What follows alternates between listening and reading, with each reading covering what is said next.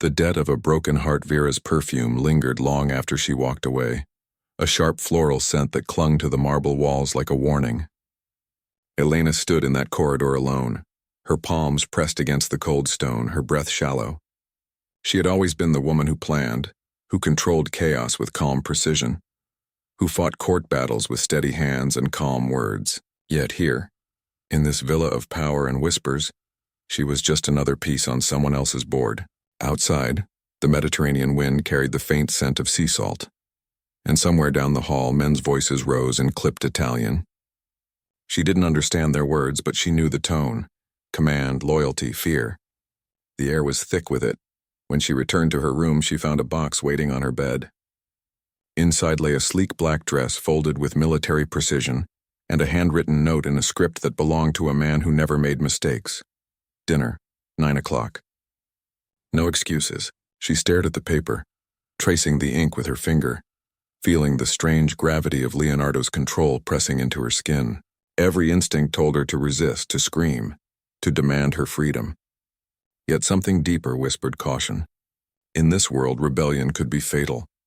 By the time she entered the grand dining hall, the room shimmered with golden light from a dozen chandeliers. Long tables stretched out like rivers of silver and glass, and men in suits spoke in low voices, their laughter quick and sharp. Leonardo sat at the head, a dark silhouette against the glow. When his eyes met hers, the noise seemed to fade. He gestured for her to sit beside him, and every movement felt deliberate, like a scene rehearsed 100 times. The moment she took her seat, a waiter appeared with a glass of wine. She shook her head.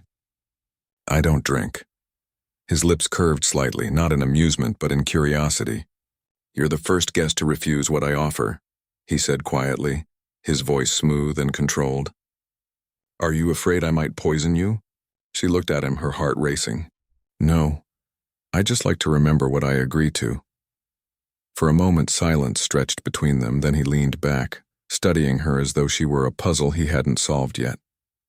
"You're not like the others," he said at last. "Your husband thought he could play games with me, but you're either brave or foolish." She met his gaze steadily, even though her pulse thundered in her throat. Maybe both. Dinner passed in a blur of conversation she barely followed. When the last dish was cleared, Leonardo rose. "Walk with me." It wasn't a request. Outside, the night air was cooler, and the villa gardens stretched toward the cliffs like a labyrinth of roses in shadow. Lanterns flickered along the paths, casting their light on marble statues that looked almost alive. As they walked, he spoke not of threats or debts, but of order, loyalty, and betrayal. "Your husband underestimated what it means to owe a man like me," he said softly. "He thought money could erase promises. He was wrong. Promises are blood." Elena listened, her arms folded tightly, the gravel crunching beneath her heels. "You think I should pay for his choices?" she asked, her voice trembling between anger and fear. "You already are," he replied, stopping to face her. "But I didn't bring you here for punishment. You're useful. You're clean, smart, and desperate enough to survive." The word desperate stung more than she wanted to admit. "What do you want from me?" she asked. He looked out over the dark sea, his profile carved by the moonlight. "I want you to fix what he broke, legally, quietly. You'll handle my contracts, make my businesses untouchable." Her mind spun. "You're asking me to launder your empire?" He turned, his gaze sharp. "I'm offering you a way to live." That night she couldn't sleep. The waves crashed far below, and every sound of the villa, the footsteps in the hall, the echo of distant laughter, felt like a reminder of the trap she was in. But somewhere beneath the fear was something else, resolve. She had already lost everything once. She wouldn't lose herself again. She sat at the desk in her room, lit only by a single lamp, and opened the folder of contracts Leo had given her. The documents were intricate webs of power. Shell companies, offshore accounts, coded assets hidden beneath legitimate fronts. Her legal mind recognized brilliance and danger in every line. Somewhere in these papers was the truth about Richard's betrayal. If she worked for Leo, maybe she could find it. The days that followed blurred into a strange rhythm. Mornings filled with documents, afternoons with tense meetings, and nights haunted by dreams she couldn't escape.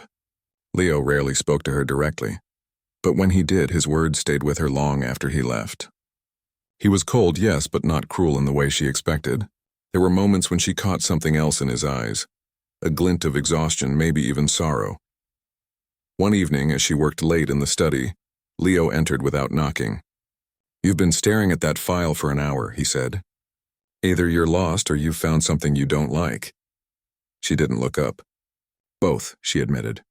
"These contracts, some of them tie back to Monarch Group." His brow furrowed. "Richard's new partners." "Yes," she said quietly. "The same ones he was supposed to marry into." She slid a page toward him, her finger tapping the signature line. "Look at the initials, RH. He was still working for you when he sold you out." Leo's jaw tightened. For the first time, she saw emotion break through his control. "He didn't just steal my money," he said slowly. "He sold my roots, my network." He leaned closer, his eyes burning. "You just saved me months of blood." Something shifted in that moment, a flicker of respect, maybe even trust. "You're not what I expected, Elena," he said softly. "You should hate me, yet you work as if my survival depends on it." She met his gaze, her voice low. "Because it does. If you fall, I fall too." He smiled faintly, the kind of smile that didn't reach his eyes.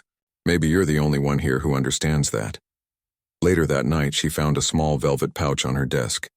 Inside was her wedding ring, the one Leo's men had confiscated when she first arrived. No note, just the ring.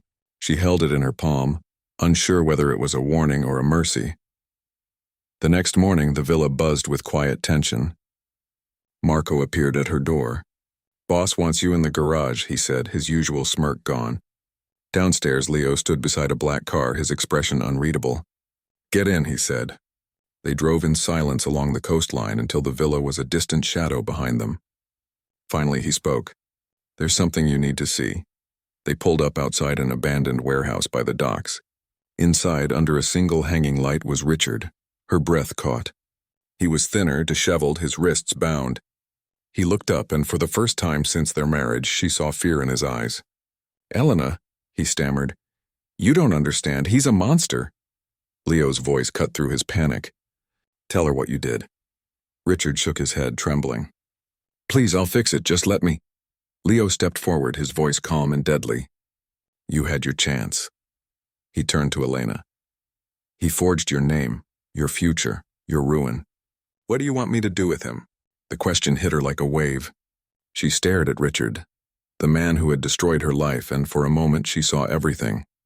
The lies, the humiliation, the nights she cried herself to sleep. Then she looked at Leo. "You already know what you'll do," she said quietly. "You don't need my permission." Leo's gaze softened slightly, almost imperceptibly. "No," he said, "but I wanted your forgiveness." She turned away before the sound came. The thud, the silence, the end. Back at the villa, she sat in the courtyard until dawn. The world was quiet, the sea still. Leo approached, his coat over his arm. "You did what he couldn't," he said. "You survived." She didn't answer. "You're free to leave if you want," he added. "The debt's paid." She looked at him then, truly looked, and saw not the Mafia boss everyone feared, but a man haunted by choices. "Free," she whispered. "You don't believe that any more than I do." He didn't deny it. When he walked away, she realized something terrifying. Freedom wasn't what she wanted anymore. Not yet. Not until she understood the man who said cancel it and somehow meant I'll protect you, even from yourself. And as the first light of morning brushed across the horizon, Elena knew her story with Leonardo Damato was only beginning. The weight of empires. The sun rose over the villa like molten gold spilling across the sea, casting long shadows that crawled over the marble terraces. Elena hadn't slept. She sat by the window, her reflection faint against the dawn, the ring still lying on the desk beside her. The silence felt different now, not empty but heavy, as if every breath of wind carried the memory of the night before. She kept replaying Leonardo's words in her mind. "You're free to leave if you want." It sounded like mercy, but in his voice it had felt like a test. She could walk away, yes, but to where? The world outside these walls had already erased her name, her career, her reputation. Out there she was the trader's wife, the lawyer who stole millions. In here, at least, she still existed. She dressed simply, white blouse, black skirt, and stepped out into the courtyard. Workers moved quietly along the hedges, trimming, sweeping, pretending not to stare. A few nodded respectfully. Some avoided her eyes altogether. She wasn't one of them, not yet, but no longer an outsider either. When she reached the veranda, Marco was waiting, leaning against a column, his ever-present coin spinning between his fingers. "Boss wants you in the library," he said. His tone was lighter today, almost friendly. "He's been up all night." Elena hesitated, the image of Richard's bound hands flashing in her mind. "Doing what?" she asked. Marco shrugged. "Making decisions he doesn't like." The library was vast. 2 floors of leather-bound books and the faint scent of old paper mixed with cigar smoke. Leonardo stood by the window, his jacket draped over the back of a chair, his shirt sleeves rolled up. Papers were scattered across the long oak table, ledgers, blueprints, photographs. For the first time, he looked less like a man in control and more like someone fighting to hold everything together. "You didn't sleep either," he said without turning. It wasn't a question. "Neither did you," she replied, stepping closer. He exhaled slowly. "Sleep is for men who can afford mistakes." She approached the table and glanced at the papers. They weren't contracts this time, they were maps. Routes across Europe, coded shipments, logistics diagrams. "You're moving your network," she said. "Rebuilding." He looked at her, eyes tired but sharp. "You found the weak points faster than anyone I've ever paid." She gave a faint smile. "You didn't pay me." "Not yet." His lips twitched, a shadow of humor beneath the exhaustion. He motioned to one of the chairs. "Sit. There's something I need to show you." She did. He opened a folder and slid a photograph toward her. It showed a small coastal warehouse, the kind that could pass as an abandoned dock to anyone else. "That's where Richard moved the first shipment," Leonardo said. "Weapons stolen from me, sold through Monarch Group to an arms broker in Zurich." Elena's stomach tightened. "And you want me to shut it down legally?" "No," he said softly. "I want you to make it disappear." She stared at him, the weight of his words sinking in. "You're asking me to erase evidence." He leaned forward, his voice low, deliberate. "I'm asking you to protect yourself. If the authorities find that ledger with your signature on those accounts, you'll go down before anyone else does." It was true, and they both knew it. The system she once trusted didn't care about innocence. It cared about names, headlines, scapegoats. "So I clean your empire to save myself," she murmured. "For now," he said. "Later, maybe we clean it for real." The phrase hung between them like an impossible dream. An empire built on blood, somehow reborn in light. Hours passed as they worked side by side, drafting fake dissolutions, rerouting assets, cutting invisible threads between Leo's past and his future. She watched the way he thought, strategic, relentless, but never careless. Every detail mattered, every name, every date. When she caught a minor discrepancy on a document, he looked up sharply, then smiled. A real smile, fleeting but genuine. "You're dangerous when you're right," he said. By late afternoon, the room was dim, the light turning amber through the high windows. Elena's hand ached from writing, her mind buzzing from the weight of secrets. Leonardo poured 2 glasses of water and handed her one. "Tell me something," he said quietly. "Before your husband, before all this, were you happy?" The question startled her. She hadn't thought about happiness in months, maybe years. "I thought I was," she said. "I had a home, a career, someone who said he loved me. I believed it meant peace." He studied her, his expression unreadable. "And now?" She met his eyes, the words leaving her before she could stop them. "Now peace feels like a lie." He nodded slowly, setting his glass down. "Then maybe you were never living, just waiting." That night she found herself walking the gardens again. The air was cooler, scented with jasmine and the faint trace of cigar smoke from the terrace. She thought about leaving, about disappearing to some quiet place where no one knew her name. But the thought of leaving felt hollow. The villa had become a strange kind of refuge, a cage made of marble and secrets, but also the only place where she still had purpose. And then there was him, Leonardo Damato, the man who had ruined and rescued her all at once. She was halfway back to her room when she heard voices by the courtyard fountain. "You can't protect her forever, boss," Marco said, his tone sharp. "She's a liability. People are talking."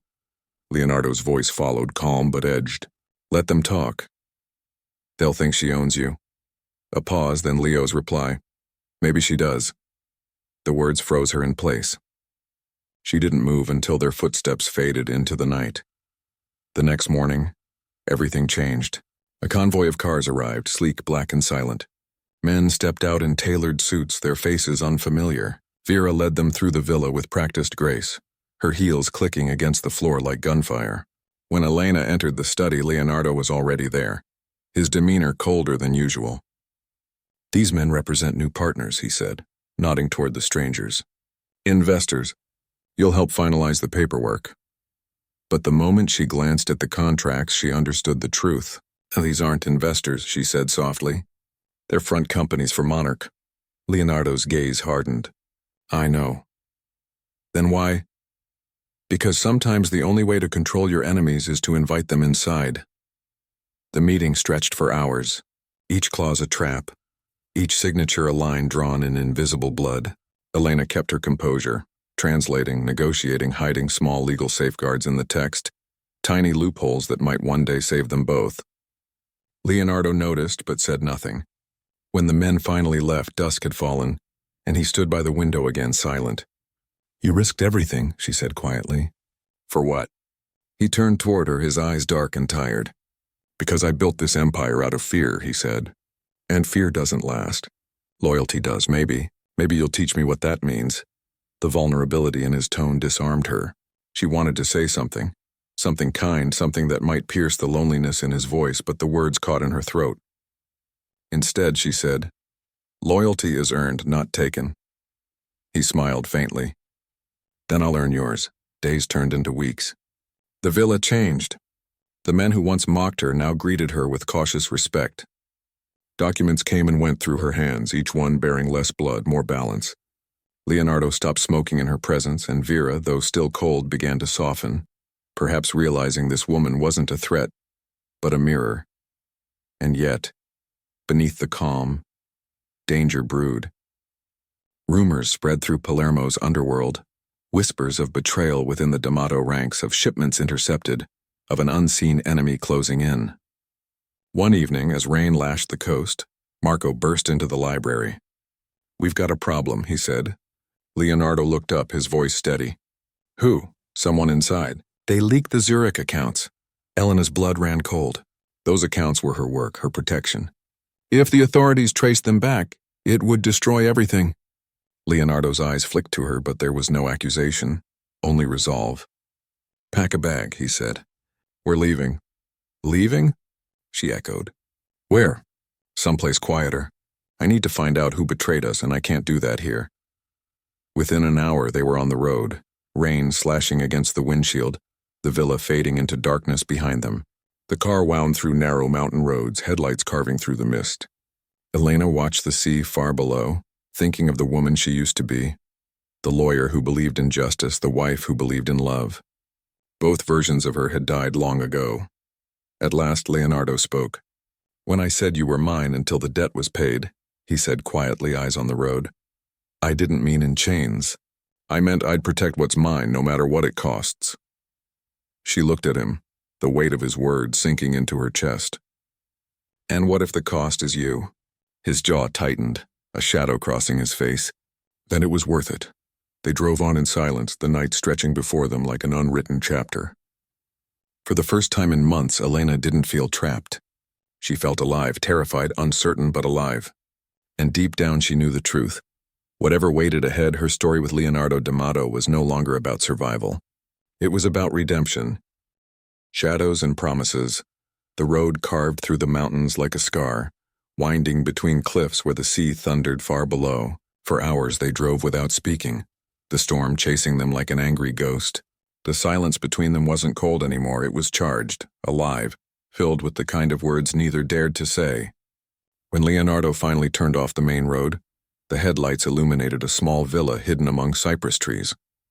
It was old, modest, and half-forgotten, its windows glowing faintly in the rain. "My father built this place before I was born," he said quietly, stepping out into the downpour. "No one knows it exists. We'll be safe here." Inside, the air smelled of cedar and dust. A fire crackled weakly in the hearth, and the wind rattled the shutters. Elena stood near the doorway, soaked to the bone, watching as Leonardo shrugged off his coat and tossed it aside. He looked different here, less the immovable Mafia boss, more a man who had spent too many nights fighting battles no one else could see. He motioned toward a small room off the hall. "You can stay there," he said. "There's a heater and blankets. It's not much, but—" She cut him off softly. "It's enough." Later, she found herself staring into the flames, the warmth seeping slowly into her frozen fingers. Leonardo sat across from her, his gaze fixed on the fire. For the first time, neither of them had a mask on. No contracts, no debts, no veiled threats. Just two people bound by circumstance and something far deeper than either wanted to admit. "Tell me about him," Leonardo said suddenly. "Your husband." The words hit her like a wave she hadn't expected.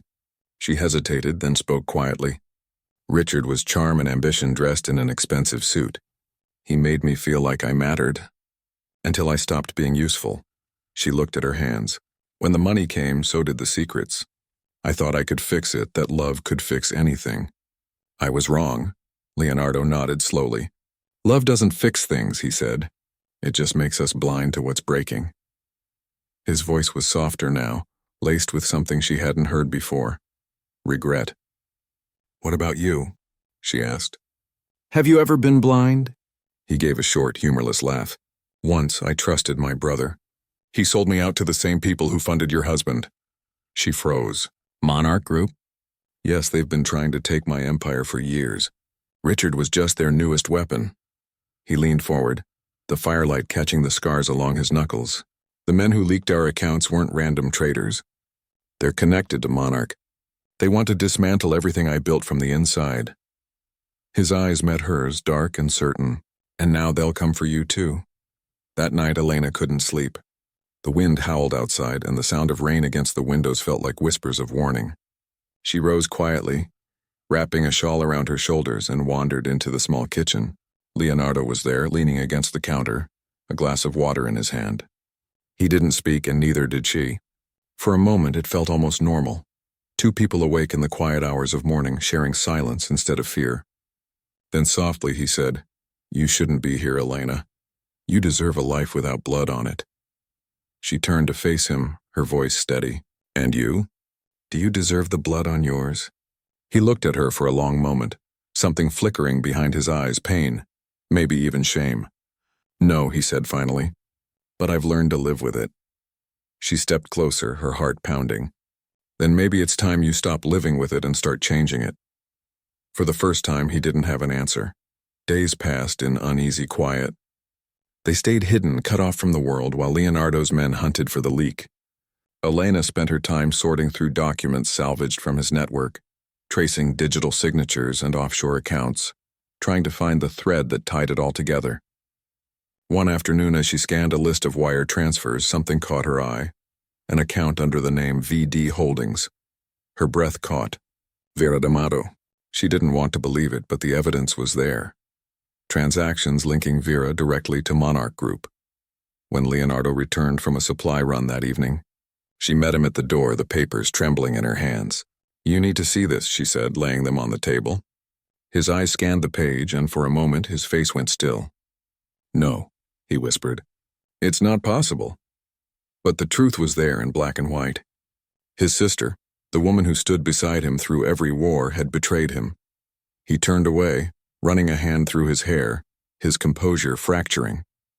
"She's all I had left," he muttered. "After my father died, after my brother." His voice broke and he stopped. Elena stepped closer, her heart aching for him. "You still have something left," she said softly. "You have a choice. End it or fix it." He looked up at her, and in his eyes was something raw and human. "You think I can fix betrayal?" "No," she said. "But you can stop it from destroying what's left of you." The next morning, Leonardo made his decision. "We're going back," he said. "If Vera's working with Monarch, I need to confront her before they make their next move." Elena nodded, though fear coiled in her chest. She had seen what betrayal did to him. It sharpened his silence into something lethal. When they reached Palermo, the villa was too quiet. The gates stood open, the courtyard empty. Leonardo moved first, gun drawn, every step measured. Elena followed close behind, her pulse hammering in her ears. Inside, the silence was broken only by the echo of their footsteps. "Vera?" Leonardo called, his voice cold, no answer. Then, from the dining hall came the sound of a chair scraping against the floor. Vera stood by the table, elegant as ever, her expression unreadable. "You shouldn't have come back," she said. "You knew," Leonardo replied. "You knew what Monarch did to our family and you still sold me out." Her eyes flashed. "You built this empire on lies, Leo. I just gave it a cleaner ending." He stepped closer, rage and heartbreak colliding in his gaze. "You gave it to them. You gave me to them." Elena watched in silence as brother and sister faced each other, years of pain unraveling in seconds. "They promised safety," Vera said quietly. "For me, for you. But they lied. They always lie." She reached into her coat and pulled out a small drive, placing it on the table. "This has everything, Monarch's plans, the names, the routes, all of it. I was supposed to deliver it tonight. Take it. End this." Before Leonardo could respond, gunfire erupted outside. Shouts echoed through the halls. Monarch's men had come early. "Get down!" he shouted, pulling Elena behind the heavy oak table as bullets shattered glass. Marco and his team stormed in through the back, returning fire, the air filled with smoke and chaos. Elena covered her ears, her heart pounding, until Leonardo grabbed her hand and pulled her toward the corridor. "Run!" They made it to the basement, the sound of battle fading above. Dust fell from the ceiling with each explosion of gunfire. Leonardo stopped, his chest heaving. "You okay?" he asked. She nodded, even though she wasn't. He handed her the drive. "Keep this. No matter what happens, don't lose it." "What about you?" she asked. He gave her a small, tired smile. "I'll handle them. I always do." She grabbed his arm before he could leave. "Leonardo," she said, her voice trembling. "If you die, what was the point of all this?" He looked at her then, not as a boss, not as a debt to be paid, but as a man who finally saw something worth saving. "The point," he said softly, "was finding someone who still believed I could be more than what I became." Then he turned and vanished into the smoke. When the gunfire finally stopped, the villa was in ruins. Elena stumbled through the wreckage, calling his name. "Leo!" Her voice cracked, echoing through the broken halls. She found Marco, wounded but alive, leaning against the wall. "Where is he?" she asked. Marco pointed weakly toward the courtyard. He stayed behind. She ran outside, the air thick with smoke and the scent of gunpowder. And there, by the fountain, stood Leonardo, bloodied, exhausted, but alive. He turned as she ran to him, and for the first time he didn't hide the relief in his eyes.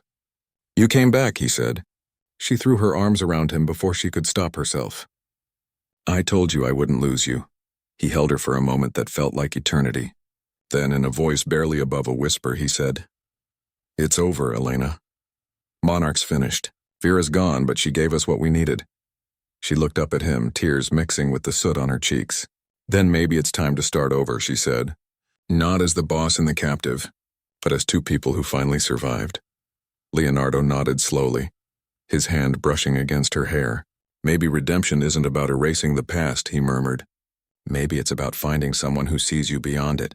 As the dawn broke over the shattered villa, they stood together amid the ruins of the life they had both lost, and the beginning of one neither of them had expected to find. The fire we chose. The villa that had once echoed with gunfire now lay in uneasy silence. The walls were blackened, the marble scarred, yet beneath the ruin there was a strange calm, as though the violence had burned away everything false. Leonardo moved through the wreckage like a man walking through his own history, each shattered window a mirror of the life he had built and lost. Elena followed him, her clothes streaked with ash, the small data drive still clutched in her hand like a heartbeat. When she spoke, her voice trembled not with fear but with disbelief that they had survived it all. "What now?" she asked. Leonardo turned to her, the smoke-gray light falling across his face. "Now we start over," he said quietly. "But not here." His tone was neither command nor plea. It was the voice of someone exhausted by empire, haunted by ghosts, ready to choose something human. They left Palermo before dusk, taking only what mattered, a few documents, a briefcase of untraceable funds, and the drive Vera had died protecting. The world outside had already begun to turn against the Damato name. News outlets spoke of corruption, of the empire collapsing. Anonymous sources leaked stories that blurred truth and myth. To them, Leonardo was the fallen king of a criminal dynasty. To Elena, he was a man trying to find forgiveness in a world that offered none. Weeks passed as they drifted across southern Italy, hiding in small towns along the coast where no one knew their faces. They stayed in modest inns, ate in quiet cafes by the sea, and moved every few nights. For the first time, Leonardo lived without guards, without orders, without the echo of power following his every step. It unsettled him at first, the simplicity, the anonymity. But Elena saw how the weight began to lift from his shoulders piece by piece. He started to laugh again, softly at first, as though remembering how, one morning in a sunlit market square, he bought her a single white rose. "For peace," he said simply. She smiled, a real smile, and tucked it into her hair. That small moment, the smell of salt, the laughter of strangers, the warmth of the sun, felt more like freedom than anything either of them had known in years. But peace never lasts long for those who have lived too long in shadows. Late one night, as they sat on the balcony of their rented villa overlooking the sea, Elena noticed the flicker of headlights far down the winding road. She rose, her pulse quickening. "Someone's coming," she whispered. Leonardo was already on his feet. "They found us." By the time the cars reached the gate, he had already moved her behind him, his old instincts returning with ruthless clarity. 3 men stepped out, none of them from his old network.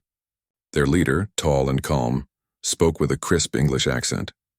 "Mr. Damato, or should I say former Don Damato, my employer send regards."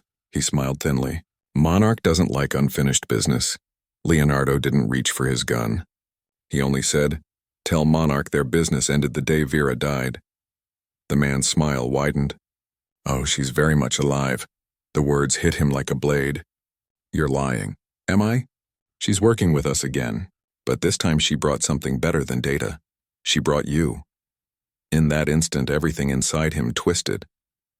If Vera was alive, she had betrayed him twice, and the second time would destroy them both. Gunfire broke out before the conversation could end.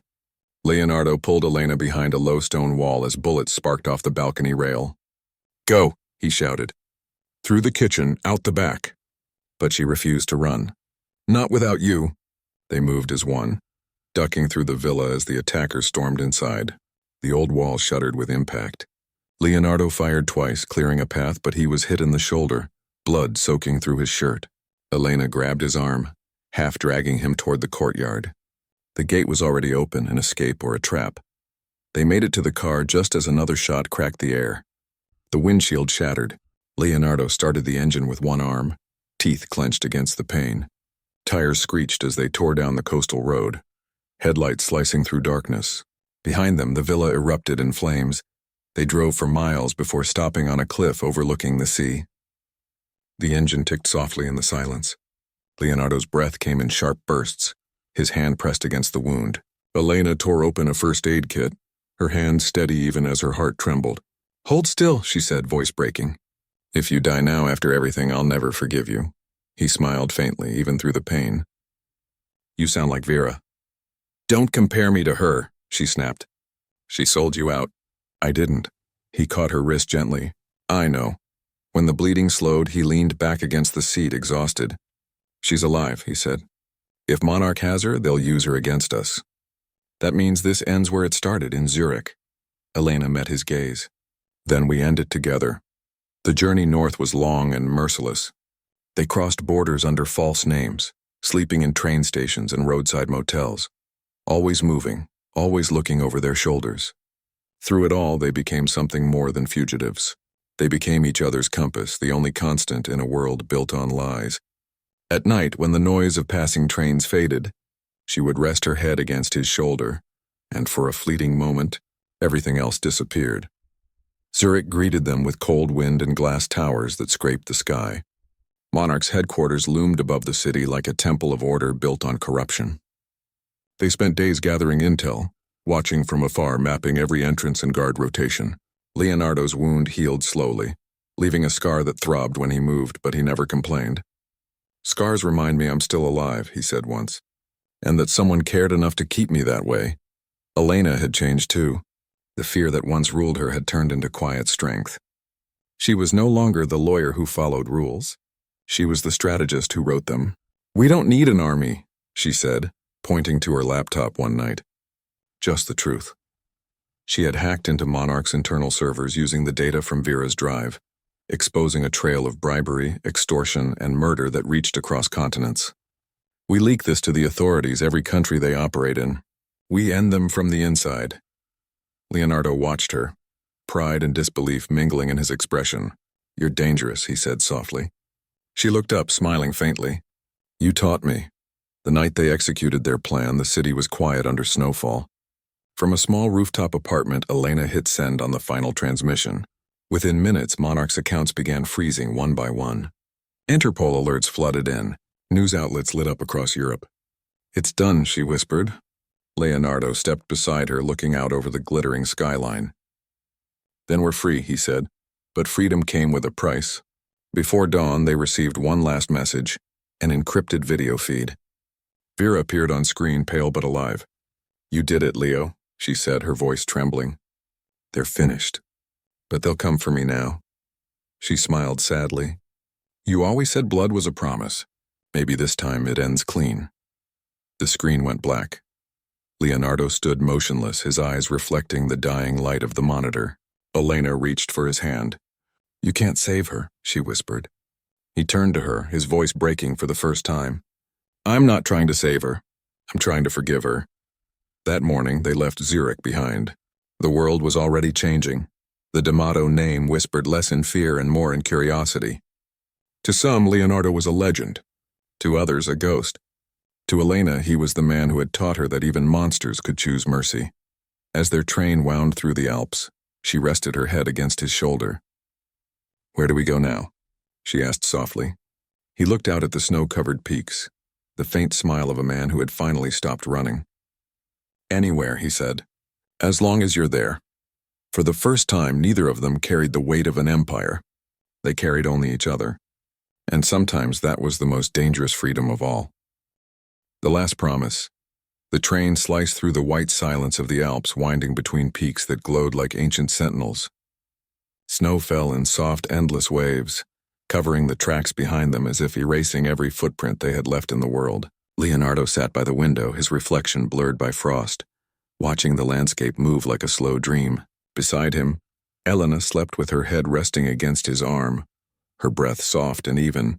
For a fleeting moment, everything felt weightless. No debts, no blood, no shadows. Just the quiet rhythm of two souls who had finally outrun their past. But peace, he knew, was a fragile thing, and the past never stayed buried for long.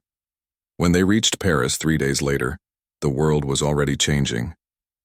The Monarch Group had collapsed in spectacular fashion. Global headlines screamed of arrests, frozen assets, and leaked documents that exposed decades of hidden crimes. Governments moved like wolves circling wounded prey. For the first time in years, Leonardo Damato's name wasn't whispered in fear but spoken in curiosity, even awe. He was the man who had destroyed the monster that once owned him.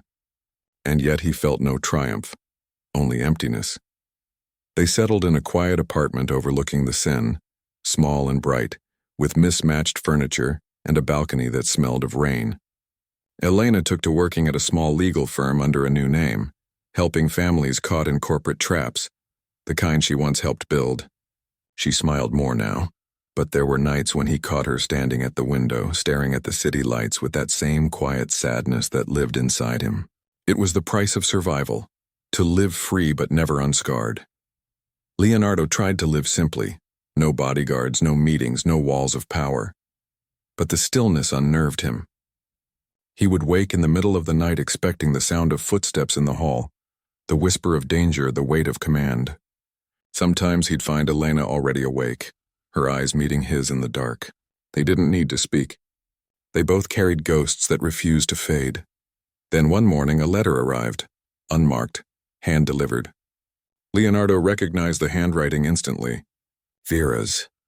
He opened it in silence, his fingers trembling slightly. Leo, if you're reading this, then you did what I couldn't. You ended it. Monarch is gone, and so is everything they built on our blood. I didn't survive Zurich. I was never meant to. But before I disappeared, I left something behind, something that belongs to you. Inside the envelope was a single photograph. Their family villa, rebuilt. The back read one line. The past doesn't have to stay ruined. Leonardo sat there for a long time, staring at the words. For years, he had believed redemption was something people like him didn't deserve. That forgiveness was for those who hadn't burned the world to keep it warm. But Vera's letter felt like a doorway, An unspoken plea to start again, not as the Damato who ruled, but as the man who once dreamed. When he showed the letter to Elena, she looked at him quietly, her eyes soft with understanding. "You should go," she said. "Maybe it's time." He hesitated. "And you?" "I'll come with you," she said simply. "You said we start over. Let's start where everything ended." They drove south through Italy again, the same roads they had once fled in fear. But this time there were no bodyguards, no convoys, no guns hidden under the seat. Just two people chasing the ghost of what might have been. When they reached the cliffs overlooking the sea, the sight took their breath away. The Damato villa stood rebuilt, not as the fortress it once was, but as a home. The iron gates were gone, replaced with open paths lined by olive trees. The walls gleamed pale against the blue horizon, and the air carried the scent of lemon blossoms and salt. Inside, the rooms were bare except for one, the library. Vera's note had led them there. On the table sat an old journal bound in leather, its pages filled in her handwriting. Elena opened it gently, her voice trembling as she read aloud. "Every empire ends twice, once when it falls, and again when its king learns to forgive himself. If you're reading this, Leo, then I hope you finally found someone who reminds you how to be human again." Leonardo turned away, his eyes glistening. "She always knew," he whispered. "Even when I didn't." Elena stepped closer, touching his hand. "Then honor her by living, not just surviving." Over the following months, they restored the villa piece by piece. They planted gardens where the scars of fire still lingered, filled the halls with laughter instead of orders, and opened the doors to those who needed refuge or second chances. Former soldiers, orphans of crime, people the world had forgotten, they all found a place there. The Damato name, once synonymous with power and fear, slowly became a whisper of hope. The villa was no longer a seat of empire, but a sanctuary for redemption. Leonardo would often stand at the terrace at dusk, watching the sun sink into the sea. He no longer saw his reflection in the color of blood, but in the glow of something gentler. Elena would join him, her hand brushing his, her voice soft. "You kept your promise," she'd say. "You gave the world back what it took from you." He'd look at her, smiling faintly. "No," he'd say. "We did." Years passed quietly, but stories of the Damato villa spread across Europe. Of a man who had once ruled with iron and rebuilt with mercy. Of the woman who walked beside him through fire and never let him fall. They never sought recognition. Their names faded from headlines, replaced by legends whispered in small towns and quiet cafes. Some said the couple were ghosts, others that they had vanished into the sea. But those who found their way to the villa knew the truth. That redemption was real, and sometimes it wore the face of love. One summer evening, as the cicadas sang and the sea shimmered gold, Elena sat by the fountain with a book in her lap. Leonardo joined her, older now, the sharpness in his eyes softened by peace. "You ever think about the beginning?" she asked. "About that night you told me to sign the papers?" He chuckled quietly. "I think about it every day." "You looked at me like I was the devil," she smiled. "You were." He laughed, the sound warm and unguarded. "And now?" She leaned closer, her head resting against his shoulder. "Now you're the man who taught me that even devils can learn to pray." The wind rustled through the olive trees, carrying their laughter into the twilight. The world had forgotten the name Leonardo Damato, but somewhere between the fire and the forgiveness, he had found something better than power, peace. And as the stars began to rise, Elena whispered the words that had once haunted her, now turned into something new. "Cancel it," she said softly. "Cancel the pain, the guilt, the past." Leonardo looked at her, smiling as the night embraced them both. "It's already done, the end.